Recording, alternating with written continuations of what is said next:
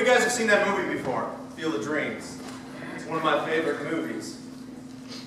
Those voices that you heard in that clip drove Ray Kinsella in the cornfield to do something that was greater than himself, to do something that would impact history, to do something that would impact his community. He built a baseball field in his backyard. And he had his share of struggles. He had his share of discouragement. The town folk weren't too happy about this baseball field that was interrupting what was going on in their community. He had inner turmoil with his family. He had financial problems because of this baseball field, because he was plowing over his major crop. But as you continue to watch the movie, until the end, you find out that this field has a great purpose. It has a great purpose that's beyond Mr. Ray Kinsella. I love that quote, "If you build it, he will come." I think that's the slogan of a lot of mega churches out there. Some of you guys got that, I think. But if you build it, he will come. Yeah, a couple people. But anyways, all right, it's early, okay? Give me a break. All right. We're going to look at a story this morning in the Old Testament, the book of Nehemiah. And the story of Nehemiah is very similar to the Field of Dreams story.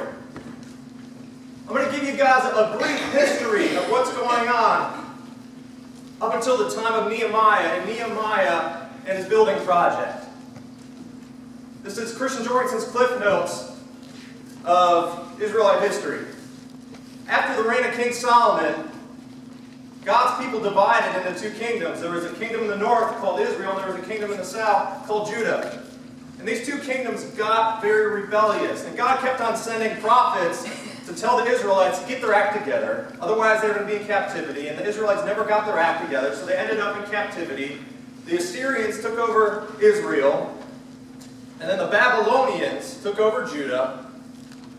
And God's people ended up being in captivity with Babylonia for about 70 years. Then eventually Persia took over Babylonia. And the Persians eventually let God's people go back to their homeland after 70 years of captivity.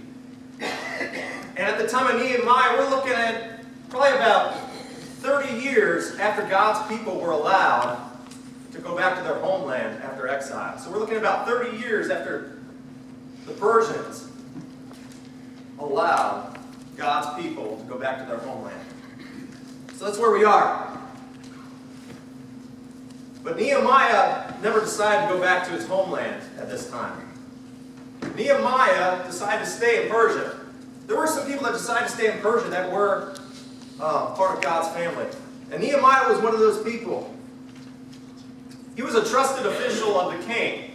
He was a cupbearer to the king, which means he tested the wine before the king drank it.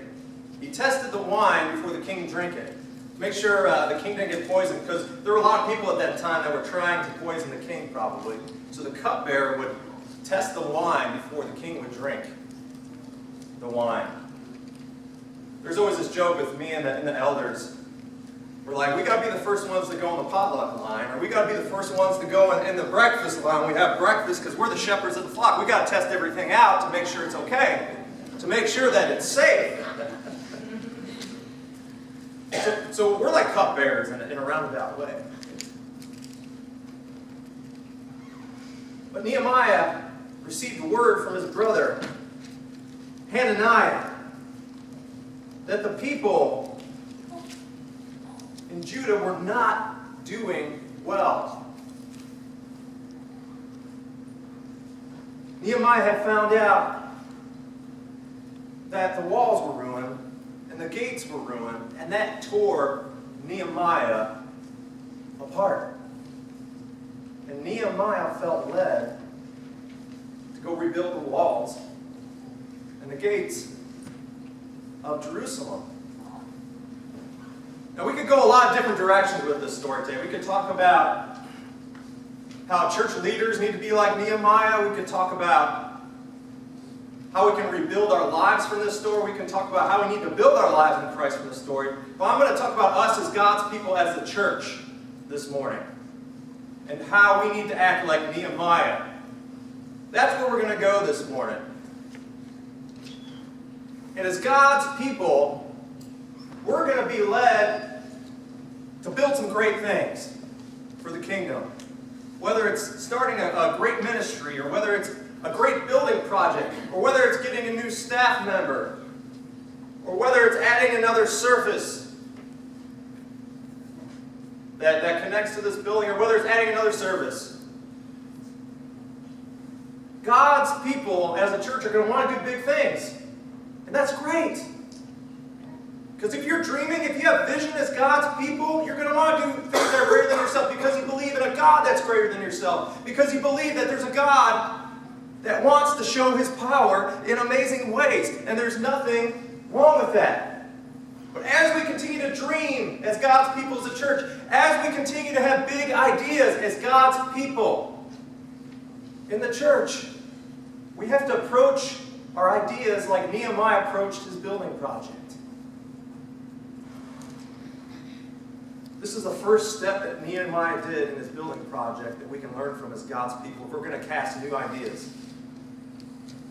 If we're going to do things bigger than ourselves. Nehemiah first had a burden for what was broken. Nehemiah first had a burden for what was broken. Nehemiah 1:4 says, when I heard these things, he's talking about what he heard about God's people in Judah, I sat down and wept. It tore him apart that things were broken in Judah. Because he had a heart for what was broken. As God's people, do we have a heart for what's broken? If you have a heart for what's broken, you're going to have big ideas. You're going to have big dreams. And if you don't have a heart for the broken, you're not going to have big dreams. You're not going to have big ideas. And you're just going to try to keep the status quo. And you're just going to be okay with right where you are. But if you have passion for the Lord, if you have a heart for the Lord, if you have a burning fire inside of you from the Lord, you're going to want big dreams. You're going to want big ideas. It doesn't mean they're always going to happen, but you have these ideas. Because they keep you going. They keep you passionate. Do you have a heart for what's broken? Do you have a heart for this sinful world? Do you have a heart for all the kids getting shot? Do you have a heart for poverty? Do you have a heart for sex trafficking that's going on even around here? Do you have a heart for the children that don't get meals in the school system? Do you have a heart for what's broken?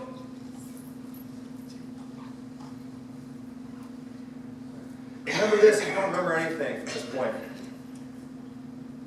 Listen, this is going to be a lot. Burdens for what's broken brings big ideas. Burdens for what's broken brings big ideas. And dreaming big with the Lord keeps us in awe of the majesty of God. Because the things we're dreaming for, we can't do without God's help. And we remember how powerful God is. And we have a desire for God to show us power when we dream big because of our heart that is broken for what breaks God's heart. And that's the brokenness of this world. Here's the second thing Nehemiah did that we can learn from as a church. He sought the Lord patiently. After he got this burning in his heart, after he got this passion, because of his passion for what's broken, he sought the Lord patiently. Let's look at Nehemiah 1:4 again. It says, after he had this burning passion, for some days I mourned and fasted and prayed before the God of heaven. He mourned and he fasted and he prayed before the God of heaven. If you do some more study, he waited 4 months to ask the king to rebuild the walls. There were 4 months between when he started praying and seeking the Lord and when he actually asked the king to rebuild the walls. 4 months is a long time of seeking the Lord. But he had to seek the Lord for that long because he was concerned about God's timing. He was concerned about God giving him the green light to do this project. Psalms 37:7 says, "Be still before the Lord and wait patiently for him." Be still before the Lord and wait patiently for him. We have to wait to act for when God is ready for us to act on a big idea. But we also have to make sure that our idea is a calling. And it's not just a passion and a godly desire. There's a difference between something that's a passion and a godly desire and something that's a calling. Because if we're just trying to go forward with a passion and a desire that isn't a calling, God's not going to have his hand behind it. But if we're legitimately following a calling with our big ideas as a church, God's going to be behind it. God's going to be our number one team player. I have a youth pastor friend that writes for a big youth pastor magazine, and he gave a list of many differences between a calling and potential. Because there's a big difference between a calling and potential.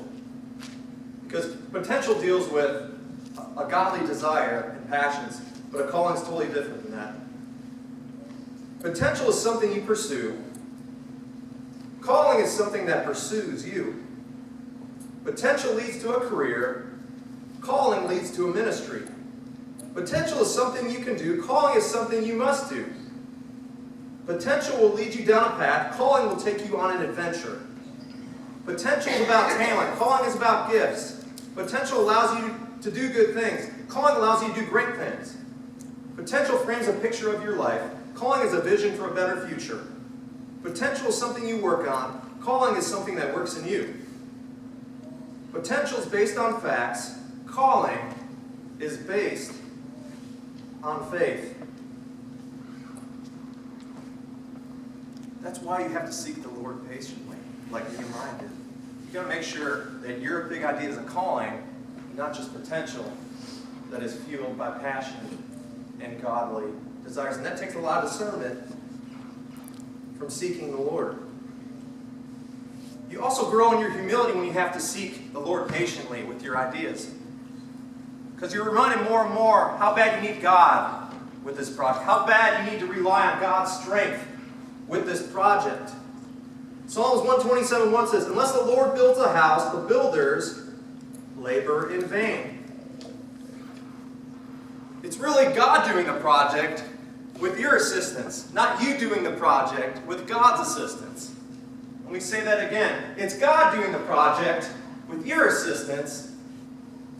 It's not you doing the project with God's assistance. And the more you seek the Lord patiently, the more you're in humility, the more you realize that you have to rely on God day in and day out for your big idea or your big project to happen.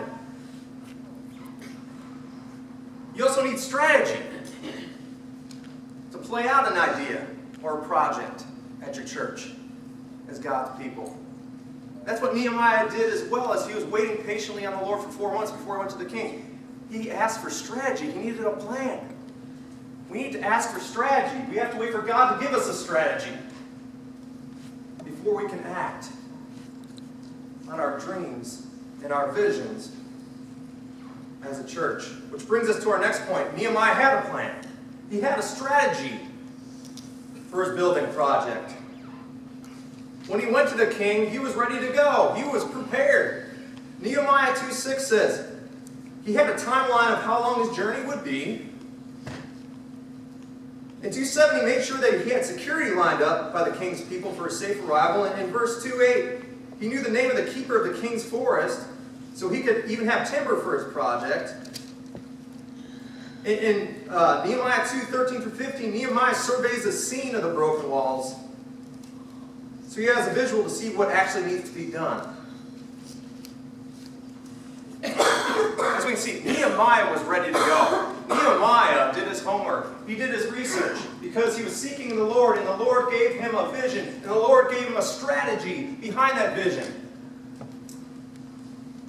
So he was ready to approach the king, so he could convince the king that he had done his homework and that this was a calling. Ladies and gentlemen, faith and planning work together. They're not two separate entities. There are a lot of churches that preach that faith and planning are two separate entities. A lot of people use faith as a cop-out to not be prepared and to not plan.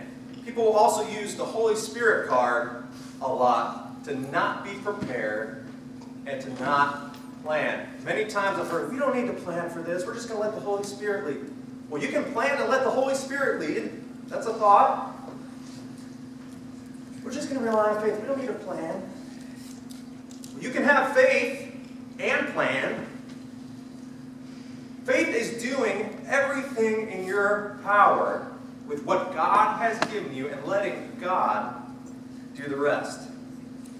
Faith is doing everything in your power with what God has given you, with letting God handle